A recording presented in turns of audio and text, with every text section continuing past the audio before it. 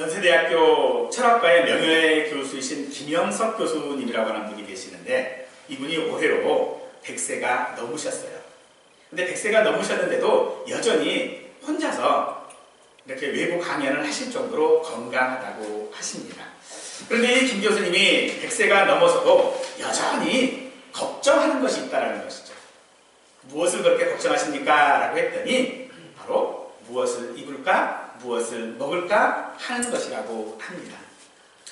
이 김 교수님은 어릴 적 몸이 너무나도 연약하셔서 의사도 오래 못 산다고 포기한 그런 연약한 몸을 가졌었는데 그때 처음으로 하나님께 기도했답니다.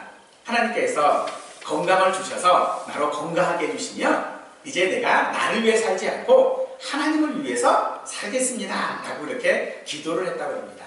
그 기도를 하나님께서 들으셨는지 그는 중학교에 진학을 하게 되었고 그리고 하나님에 대하여 더욱더 많이 알게 되었습니다. 그렇게 해서 그는 성실한 믿음을 가지고서 더욱더 하나님을 잘 알고 하나님을 위해서 살아가고자 하는 그런 노력을 하면 할수록 자신이 어떤 한계에 부딪히는 것을 깨달았다고 합니다. 그것이 어떤 한계인가 했더니 바로 그 믿음을 성장시키려고 하는 자기 자신의 모습. 그럼에도 불구하고 그 믿음이 온전하게 자기 자신에게서부터 이루어지지 않고 있는 모습들을 볼 때에 한계에 부딪혔다라고 이야기를 합니다. 그러면서 100세가 되었을 때에서야 비로소 자신이 깨닫게 되어진 것, 자신을 의지함으로 말미암아 그 한계에 부딪히는 것이 무엇인가 라고 그가 깨달은 것이 하나가 있는데 그것은 바로 소유하는 것이 인생의 목적이 아니다 라고 한다는 것입니다. 그는 믿음을 소유하려고 했고 물질을 소유하려고 했고 건강을 소유하려고 했는데 그것은 우리에게 있어서의 목적이 아니었다라는 것입니다. 사랑하는 성도 여러분, 우리는 무엇을 위해 살고 있는지 한 번쯤 생각해 보실 때에 오늘 본문을 통해 하나님께서 우리 인생에게 주신 목적이 무엇인지를 깨달을 수 있는 또 발견할 수 있는 오늘 이 시간이 되기를 간절히 축원드리겠습니다. 기도는 미디안의 압제로부터 신음하던 이스라엘을 구원한 사사입니다. 하지만 우리가 기대하던 그런 믿음의 영웅은 아니었습니다. 하나님께서 승리를 허락하시고 하나님으로 역사하심으로 승리하는 것임을 보이시기 위해서 하나님은 300명을 선택하셨습니다. 그로 인하여 대승을 했지요. 기드온이 아니라 하나님이 하셨던 것입니다. 이 승리로 인하여 기드온이 사는 40년 동안은 평온했습니다. 300명으로 12만 명이 넘는 미디안 연합군과 싸워 승리를 했을 뿐만 아니라 도망치던 미디안들의 왕들을 죽임으로써 대단한 업적을 이룬 것이 바로 이 기드온이었습니다. 때문에 이 기드온을 왕으로 삼기에 충분했습니다. 때문에 백성들은 기드온에게 왕이 되어 달라고 했지요. 하지만 기드온뿐만 아니라 그의 아들과 자손까지 그들을 대를 이어서 다스려 달라고 한 그들의 요구에 대하여져서 기드온은 23절에서 기드온이 그들에게 이르되 내가 너희를 다스리지 아니하겠고 나의 아들도 너희를 다스리지 아니할 것이요 여호와께서 너희를 다스리리라 라고 하며 거절합니다. 이 구절만 보면 이 기드온의 신앙이 상당한 경지에 이른 것 같습니다. 하지만 승리 후 40년 동안 평안한 가운데 기드온의 행동을 보면 여호와께서 너희를 다스리라 했던 그 말의 진리를 의심하지 않을 수 없습니다. 기드온은 왕이 되어달라는 그들에게 야 왕은 됐고 너희가 탈취한 금 귀골이나 나한테 달라 라고 이야기를 합니다. 이에 백성들은 즐거운 마음으로 그에게 자기들이 탈취했던 금 귀고리를 그에게 주었습니다. 그 무게가 자그마치 1700세겔이었다고 합니다. 그 외에도 미디안 왕들이 가지고 있었던 폐물과 장식과 의복들을 기드온은 자신의 전리품으로 가져갔습니다. 그리고 그 금으로 제사장들이 입는 에봇을 만들어 자신의 집에 두었습니다. 그리고 기드온은 부인이 많았습니다. 그래서 아들만 70명이었고 세겜에도 첩이 있어 아들을 낳았는데 그 이름을 아비멜렉이라 했다라고 말하고 있습니다. 과연 이 모든 일들이 여룻바알이라고 하는 이 기드온의 행한 일들입니다. 인간적으로 보면 있을 수 있는 일들입니다. 전쟁에서 승리한 사람이 취할 수 있는 태도일 것입니다. 왕이라면 당연한 일들이라고 할 수 있을 것입니다.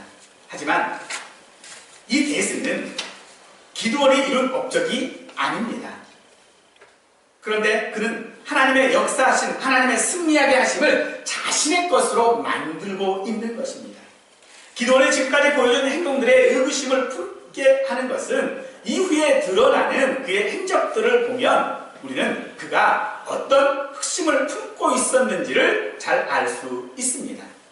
그 결과로 인하여서 이스라엘은 기드온이 죽자 34절에서 모든 원수들의 손에서 자기들을 건져내신 여호와 자기들의 하나님을 기억하지 아니하며 그리고 여호와께 돌아섰다라고 말하고 있을 뿐만 아니라 그의 집을 후대하지도 않았다라고 말하고 있습니다.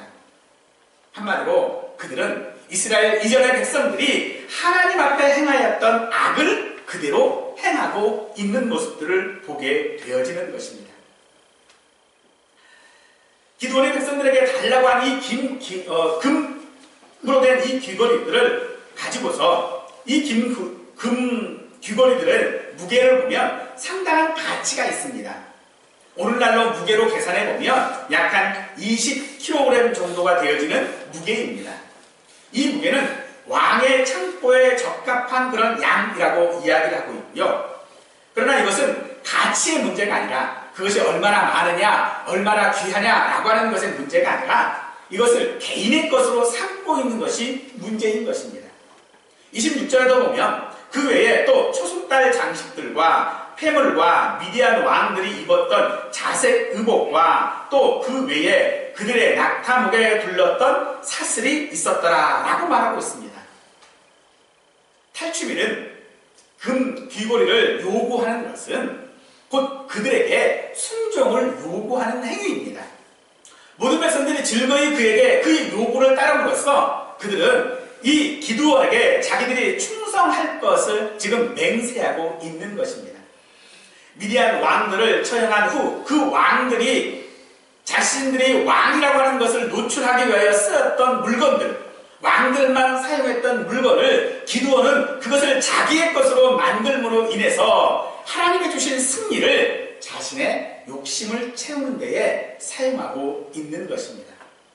백성들은 기드온이 이미 전쟁을 통하여져서 그가 왕으로서 충분한 자질이 있음을 보여주었다라고 생각합니다. 결국 기드온은 말로는 자신들을 다스려 달라는 그 요구에 대하여 거절했지만 그의 행동은 왕이 되었다라고 하는 것을 수락하고 있고 또한 왕처럼 행동하고 있는 것입니다.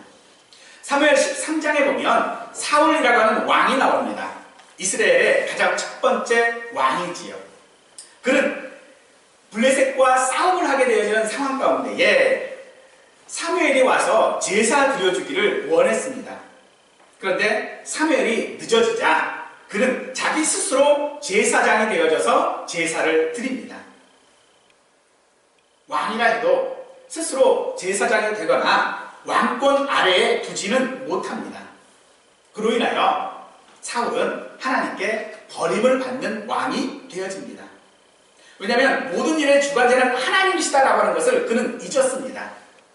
그는 백성들의 마음을 얻기 위한 수단으로서 제사를 이용했습니다. 이기는 것이 목적이었기 때문에 하나님 앞에 드리는 이 제사는 그저 심리적인 효과를 위한 상징일 뿐으로 사용했던 것입니다.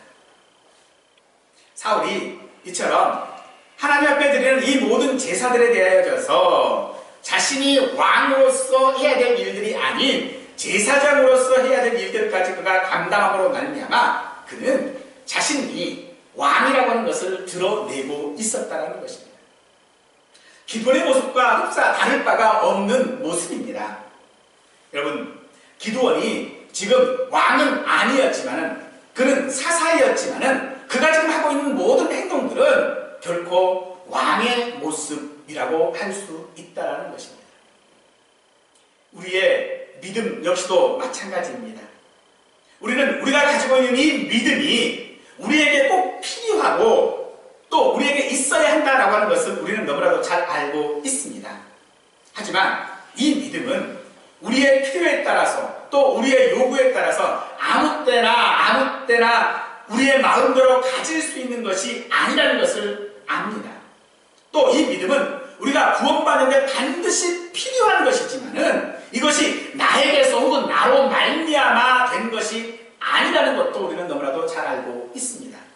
또한 우리는 믿음으로 살아야 하는 자라고 하는 것도 알고 있습니다. 오직 의인은 믿음으로 말미암아 살리라고 했던 이 말씀이 오늘 우리에게 정말로 믿음이 있어야 되는 것을 알고는 있지만은 오늘 이스라엘 백성들에게 그들이 잘 살고 또한 그들이 나라다운 나라를 만들기 위하여져서 그들에게 왕이 반드시 필요한 것을 알고 있었지만은 그래서 그 왕의 모든 조건으로 기드온이 충분한 자인 것을 그들이 알고 있었지만 그들은 그 왕을 지금 스스로 만들고 있었던 것처럼 오늘 우리에게 꼭 필요한 이 믿음이라고 하는 것이 내가 만들면 안 된다는 것입니다.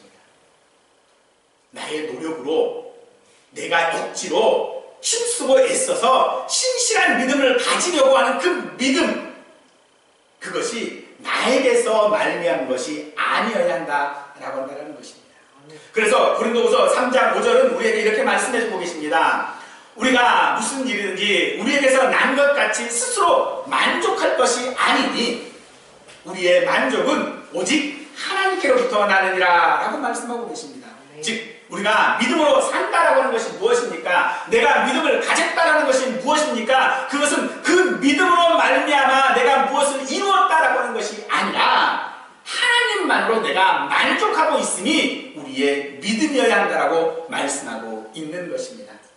기드온은 지금 하나님께 표징을 구하면서 하나님께 순종하는 것보다 자신의 욕심을 우선시하고 있는 것입니다. 오늘 우리가 하나님 앞에 우리가 가지고 있는 이 믿음을 가지고 있었을 때에 이 믿음이 내 삶을 바꾸어 놓을 것이다 라고 해서는 안 된다는 것입니다. 내가 가지고 있는 이 믿음은 나의 것이 아니라 하나님께서 우리에게 주셔야 하는 것이고 내가 그 믿음, 하나님께서 주신 그 믿음을 내가 가지고 있다면 지금 나의 어떤 모습이라 할지라도 그 모습에 나는 만족해야 한다는 것입니다. 내가 믿음을 가졌으니까 조금 더 좋은 형편, 내가 믿음을 가졌으니까 건강해지는 것들, 내가 믿음을 가졌으니까 더 잘 사는 것들, 내가 믿음을 가졌으니까 그 어떤 사람들보다 내가 높아져야 하는 것들, 이것이 우리의 믿음이 아니라는 것입니다. 우리의 믿음은요, 내가 어떤 형편에 있든지, 내가 지금 아프든지, 내가 지금 가난하든지, 내가 지금 침대받든지, 그것이 하나님께서 내게 주신 것이다 라고 하는 것에 대한 만족으로 사는 것이 오늘 우리의 믿음이어야 한다는 것이죠. 아멘. 기드온은 백성들이 즐거이 자신에게 바쳤던 그 금 귀고리로 에봇을 만들었습니다. 이 에봇은 제사장이 입는 옷을 일컫는 말입니다. 그런데 그것을 금으로 만들었어요. 그렇다는 얘기는 결국 이 에봇을 입기 위해 만든 옷이 아니고 하나님께서 자신을 선택하여 사사로를 만드시고 이스라엘 백성들을 이끄는 사람으로 만드셨다라고 하는 상징으로서 금으로 에봇을 지금 만들어 놓았던 것입니다. 즉 하나님을 빙자하여 자신이 가지고 있었던 그 지위를, 자신의 권력을, 자신의 그 높아짐을 유지하고자 했던 것이 바로 기드온이 에봇을 금으로 만든 이유인 것입니다.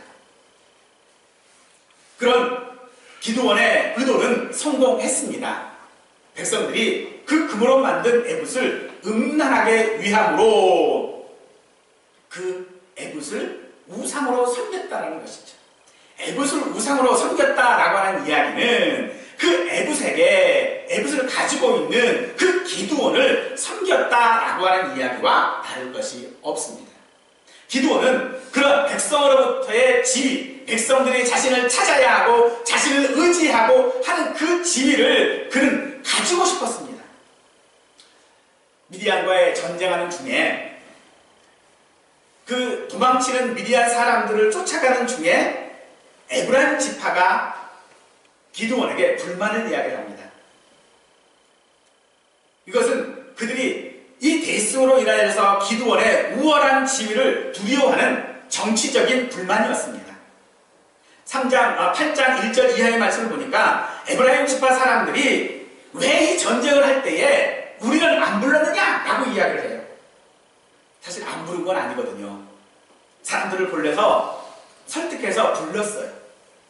그런데 이 에브라임 지파가 불평하고 있는 것이 왜 우리를 부르지 않았느냐라고 불평하면서 우리가 패잔병이나 처리해야 되는 그런 뒤처리라는 그런 민족이냐 그런 족속이냐라고 기드온에게 불만을 토하자 기드온은요 이 에브라임 지파 앞에 그냥 바짝 엎드려 버립니다. 아이고 무슨 소리입니까? 내가 얻은 승리야 당신들이 거둔 승리야 비교할 수 있겠습니까? 우리 집안이야 정말로 미천하게 그지없는 그런 집안인데 당신들 두 파는 정말로 대단한 지파 아닙니까? 그래도 어떻게 당신들과 나를 비교합니까? 라고 바짝 엎드려서 아부성 발언을 하죠. 사실 이 에브라임 지파는요 유다 지파와 쌍벽을 이루는 그런 지파입니다.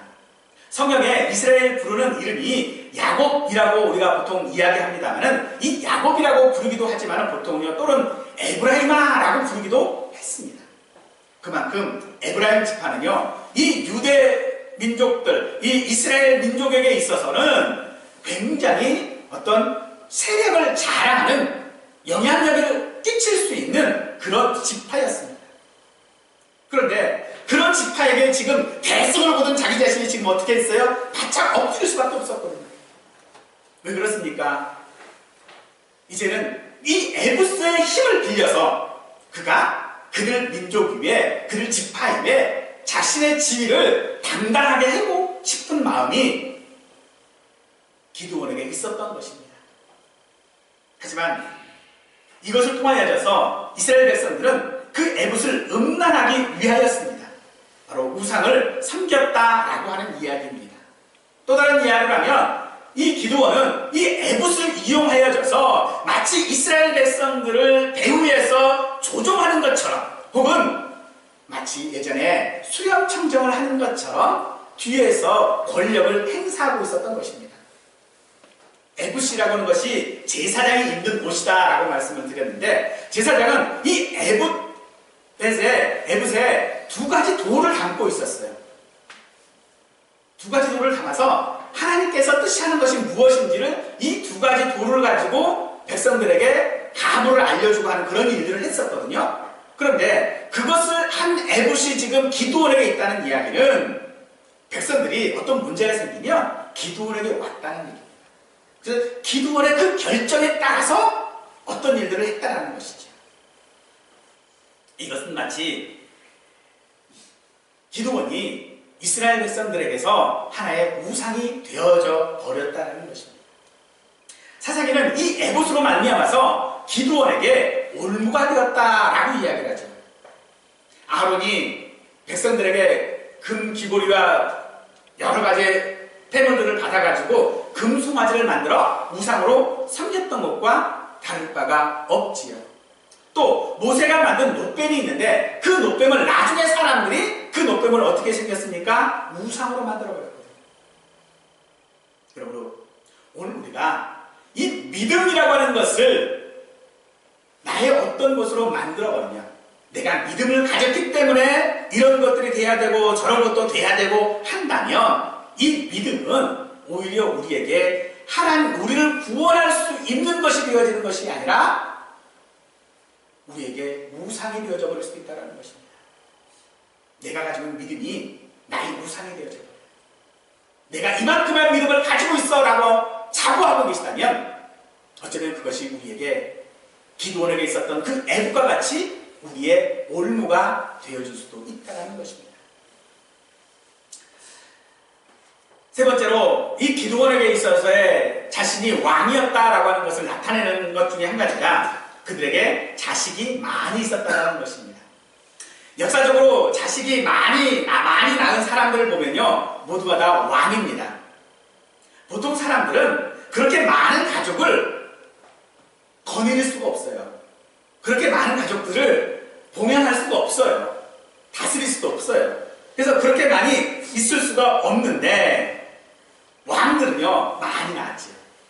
또 이 가나안 땅의 종교였던 바알과 아세라는 70명의 아들을 두었다라고 이야기를 합니다. 일찍이 하나님께서는요 이스라엘 백성들에게 왕에 대하여 말씀하실 때에 그 왕이 해서는 안 될 일 가운데 하나가 많은 아내를 두는 것이었습니다. 하지만 지금 기도는 지금 많은 아내를 두었습니다. 이것은 그가 율법도 지금 무시하고 있다라고 하는 말과 같은 것입니다. 또 70명이라고 하는 이 아들들은 가장 이상적인 왕족이라고 하는 것을 표현해내는 방법이기도 했습니다. 그는 지금 아들들을 둠으로써 70명이라고 하는 아들들을 둠으로써 자신이 지금 왕인 것을 나타내고 있는 것입니다. 그것이 그 세겜에 있었던 첨액에서 낳은 아들을 이름하는 것에서부터 우리는 알 수 있습니다. 오늘 말씀에는 본문에는 세겜에 첩이 있었다라고 이야기를 합니다만은 아마도 세겜에만 첩이 있었던 것은 아닐 것 같습니다. 또 이 세겜에 있었던 이 여인은 가나안 여인이었습니다. 세겜이라고 하는 이 지역은 가나안 사람들의 성읍이었기 때문에 그렇습니다. 하지만 하나님께서는 이방인들, 특히 가나안인들과 혼인하지 말라라고도 말씀하셨죠. 여전히 그의 모습 가운데는 율법에 대하여 좀 무지하고 있는 모습들을 보게 되어집니다. 그런데 이 세겜에 있었던 첩이 아들을 낳았을 때에 그 아들의 이름을 아비멜렉이다라고 했다라고 이야기하고 있죠. 이 뜻이 무엇이냐면요, 내 아버지는 왕이다라고 하는 뜻입니다. 내 아버지는 왕이다. 아들의 이름을 내 아버지는 왕이다라고 지어놨어요. 성경에는요 아비멜렉이라는 이름이 세 사람 등장을 합니다. 그런데 이 세 사람 다 이방인들입니다. 이스라엘 백성들이 아니에요. 그런데 기드온은 지금 그 이방 사람들이 사용하고 있었던 이름, 내 아버지는 왕이다 라고 하는 그 이름을 자기 아들에게 지금 붙여주고 있는 것입니다. 지금 이 이야기를 들을 때에 어떤 생각이 드십니까? 과연 그가 왕이 되기를 지금 거부하고 있습니까? 이스라엘 백성들을 다스리지 않겠다고 지금 말하고 있는 것입니까? 그렇지 않을 것 같습니다. 이스라엘 백성들이 또 기드온을 왕으로 추대하려고 한 것은 기드온이 보여주었던 전쟁 중에 있었던 일도 아마 한몫했으리라고 생각을 합니다. 그가 전쟁 구호로서 이스라엘 백성들이 전쟁을 할 때에 그 12만 명이 넘는 사람들과 함께 싸울 때에 300명이 그들에게 들었던 횃불, 그 횃불과 항아리를 깨트리면서 그들이 외쳤던 말이 뭐였죠? 여호와를 위하라, 기드온을 위하라. 그 다음에 또 뭐라고 했냐면요, 여호와와 기드온의 칼이다 라고 이야기를 하고 있어요. 여호와 뒤에다가 자기 이름을 붙여놓고 있어요. 누구를 위하여 그들이 지금 싸우고 있는 것입니까? 그들이 지금 싸우고 있는 것이 자기 자신들을 위하여 현재 지금 싸워야 될 사람들이거든요. 자신들의 그 압제하던 사람들을 위하여 싸워야 했던 이 사람들이 하는 말이 뭡니까? 기드온을 위하여 자기들이 지금 싸우고 있다라고 말하고 있는 것입니다. 또 패잔면들을 쫓아서 가는 사이에서 이 미디안의 왕이었던 세바와 살문나라고 하는 사람들이 있는데 이 사람들을 쫓는 과정 속에 숫곳이라고 하는 곳에 이르렀습니다. 그때에 이 기드온이 그들을 밤새도록 쫓아갔으니까 지쳤거든요. 그래서 먹을 것 좀 달라 라고 했더니 이 숫곳 사람들이 거절을 해요. 야, 우리가 너를 언제 봤다고 먹을 걸 주냐? 그리고 이야기를 하는 거예요. 분이엘이라고 하는 지역에 있는 사람들에게도 가서 했더니 똑같은 이야기를 하는 거예요. 그랬더니 이 기드온이 뭐라고 얘기를 하냐면요, 그래? 그러면은 내가 너희들을 이 세바와 살문나를 내가 죽이고 난 다음에 너희에게 돌아와서 너희를 들가시와 찔레로 너희의 살을 찢겠다. 너희의 망대를 헐어버리겠다 라고 단언을 합니다. 그리고 그 일을 실제로 해버립니다.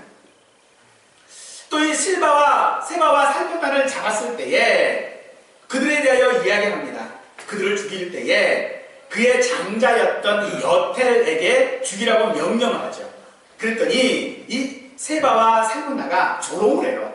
야, 네가 그렇게 다스리는 자인데 다스리는 자가 직접 우리를 죽여야지 어떻게 겁나서 다른 사람을 통해 우리를 죽이려고 그러느냐? 라고 조롱하는 말을 하니까 이 기드온이 그 자리에서 칼을 빼서 자기 손으로 그들을 죽입니다. 이 모든 것들을 보고 있었던 백성들은 기드온이야말로 우리들의 왕이고 기드온 때문에 이 대승을 거둘 수 있었다라고 하는 생각들을 했던 것입니다. 아마도 분명히 누구라도 그런 생각을 할 수 있었겠지요. 그런데 기드온은 그 잘못된 그 백성들의 생각들을 교정하지 않습니다. 고쳐주지 않습니다. 그리고 자신이 말로는 거절하지만 그의 모든 행동으로서는 왕으로서의 행동들을 지금 그가 하고 있었다는 것입니다. 기드온은 하나님의 표징을 구했던 사람입니다. 그러나 전쟁을 마치고 드보라나 혹은 바락처럼 하나님을 찬양하지 않았습니다. 그는 자신이 헐고 찍었던 우상들을 자기 집에다 만들어 놓았습니다. 기드온이 이루어놓은 그 성과들을 본다면 아마 어쩌면 더 많은 찬양을 했어야 되는 것이 기드온의 모습이었지만 그는 그렇지 않았습니다. 고린도전서 10장의 말씀처럼 그런즉 선질로 생각하는 자는 넘어질까 조심하라 라고 하셨는데 오늘 우리의 모습도 그와 같아서는 안 될 줄로 믿습니다. 지금은 아니지만 나중에 내가 많이 가지고 건강해지고 높아진 후에 지금 내가 가지고 있는 이 믿음을 내가 유지할 수 있을까? 한번 생각해 보십시다. 내가 지금보다 더 건강이 나빠지고 지금보다 형편이 더 나빠지고 지금보다 모든 사람들에게 더 많이 무시받고 한다면 과연 지금 내가 가지고 있는 이 믿음을 나는 유지할 수 있을까? 우리의 본성 안에 있는 거짓되고 악한 것들 때문에 사실 우리는 그 믿음을 유지한다라고 하는 것이 굉장히 어려운 일일 것입니다. 힘든 일일 것입니다. 아니 어쩌면 실패할 수밖에 없는 것일 것입니다. 우리의 믿음을 끝까지 할 수 있는 가능성이 우리에게서는 전혀 없을 것입니다. 그렇다면 오늘 우리에게는 하나님의 은혜가 아니면 설 수 없는 자입니다. 하나님의 은혜가 아니면 설 수 없는 우리됨에도 불구하고 지금 내가 가지고 있는 이 믿음이 나는 절대로 변하지 않아 라고 한다면 어쩌면 그것이 오늘 우리에게 올무가 되어줄 수 있다는 것입니다. 내 믿음을 가졌으니 하나님께서는 분명히 나를 높이실 것이다 라고 한다면 그것이 오늘 우리에게 올무가 되어줄 수 있다는 것입니다. 로마서 11장에서는 우리에게 그랬습니다. 높은 마음을 품지 말고 도리어 두려워하라 라고 말씀하고 계시죠. 이만하면 내 믿음이 됐고 이만하면 이제는 내가 좀 살만하다. 이제는 내가 좀 믿는 모습을 가지고 있구나 라고 한다면 우리의 마음은 금방 교만해질 수밖에 없을 것입니다. 그렇게 된다면 오늘 우리는 하나님을 모르는 사람처럼 오늘 지금 이스라엘의 모습처럼 오늘 지금 기드온의 모습처럼 살아갈지도 모를 것입니다. 그럼에도 불구하고 하나님께서는 오늘 우리를 대승한 가운데 세워놓고 계시다는 것입니다. 이것이 바로 하나님께서 우리에게 주신 믿음이 선물이라고 하는 것을 우리에게 말씀하고 계시는 것입니다. 기드온의 칼이 구원하는 것이 아니라 하나님께서 구원하셨음을 우리에게 보여주고 있는 것입니다. 7장 2절에서 말씀하신 것처럼 내 손이 나를 구원하였다 할 수 없다라는 것입니다. 내 믿음이 내가 가진 믿음이 나를 구원하지 못한다라고 말씀하고 있는 것입니다. 그럼에도 불구하고 우리는 항상 하나님 앞에 어떤 말을 하고 있습니까? 모든 것이 하나님의 은혜입니다 라고 말을 하지만 속으로 우리 자신의 태도들을 보면 우리 자신들이 행하는 행동들을 보면 그것이 하나님의 은혜가 아니라 내 믿음 때문이었다라고 우리는 때로 말하고 있는 것이 아닌지 우리는 생각해야 할 줄로 믿습니다. 사랑하는 성도 여러분, 주의 백성들, 우리 성도들의 삶에 긍정적인 일이 일어났다면 그것은 우리들의 노력이 아니라 우리들의 어떤 힘쓰므로 인한 결과가 아니라 하나님께서 우리에게 주신 일방적인 은혜인 것을 우리는 알아야 합니다. 아멘. 우리에게 있는 성공들, 우리에게 있는 합격들, 우리에게 있는 건강함들, 우리에게 있는 높아짐들, 이 모든 것이 내가 믿었기 때문에 나에게 주어지는 것이 아니라 하나님께서 일방적으로 나에게 주시는 은혜라는 것입니다. 아멘. 그 은혜에 우리는 얼마나 만족하고 계십니까? 그 은혜보다는 오히려 조금 더 라고 우리는 하고 있지 않습니까? 야고보서 1장 15절 말씀은 우리에게 이렇게 말씀하십니다. 욕심이 잉태한 즉 죄를 낳고 죄가 장성한 즉 사망을 낳느니라 라고 우리에게 말씀해 주고 계시죠. 하나님께서 주신 그 은혜에 우리가 만족하지 못하고 무엇을 먹을까, 무엇을 입을까를 더 넘어서 더 맛있는 것, 더 좋은 옷을 요구하는 것이 바로 우리의 욕심일 것입니다. 이 욕심이 잉태한 믿음은 죄이지 믿음이 아닙니다. 내가 세운 믿음은 무너질 수밖에 없습니다. 믿음은 우리의 의지나 결정이 아니라 하나님의 선물입니다. 각자의 조건들 속에서 하나님을 대신하는 그 무엇을 갖고 싶은 유혹과 시험들이 우리에게 있다 할지라도 그것을 욕심으로 가져버리면 그것은 믿음이 아니라 욕심이라는 것입니다. 우리 성도들의 삶을 다스리는 어떤 것이 있어야 되는 것이 아닙니다. 우리를 대표하는 누군가가 있어야 우리의 삶이 바로 사라지는 것도 아닙니다. 우리가 가지고 이 믿음은 누구에게나 허락된 믿음입니다. 아니, 누구에게나 예수 그리스도를 부르는 모든 자들에게 허락하신 하나님의 선물입니다. 우리는 이것을 잊지 않아야 할 것입니다. 우리의 현실은 참으로 고단합니다. 물질이 있어도 고단하고요. 없어도 고단합니다. 건강해도 문제고 병들어도 문제입니다. 권력과 명예가 있어도 공허하고 없어도 불안합니다. 무엇이 없기 때문이 아니라 혹은 무엇이 있기 때문이 아니라 우리가 하나님을 잊어버린 결과인 것입니다.